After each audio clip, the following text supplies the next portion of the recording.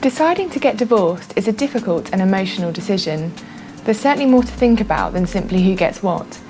Listen on to hear our lowdown on this sensitive subject. Couples have to be married for at least a year before filing for divorce. The courts also need to be satisfied that there are sufficient grounds for it. These include 2 years separation with both parties agreeing to divorce, or 5 years separation if no agreement can be reached. Adultery, unreasonable behaviour, or 2 years desertion are the other accepted reasons. In general, couples come to an agreed figure.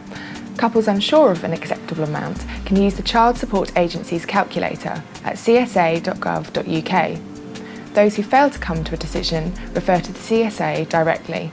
It calculates payment based on a percentage of the absent parent's earnings, dependent on the number of children, how many nights the children spend with him or her, and if any other children live with the absent parent.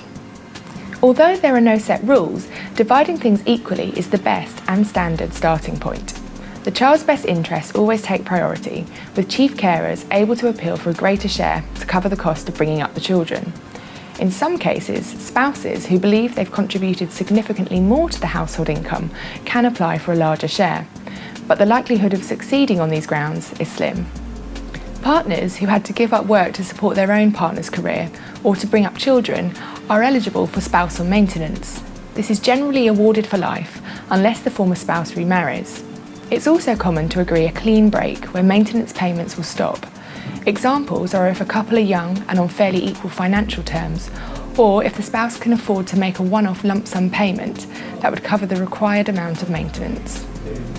Lawyers' typical hourly rates are around £200, so the more you arrange yourself, the better. It's possible to sort everything out of court, and this could cost you as little as £500. Another option is to go through an independent mediator, but in some instances, going through the courts is the only option. Straightforward cases will cost less than £5,000 in legal fees, but if financial arrangements are contested and the case ends up in court, potential divorcees could face fees of up to £50,000. While this is by no means a comprehensive guide, it should give you an idea of the type of things you need to consider if in this situation.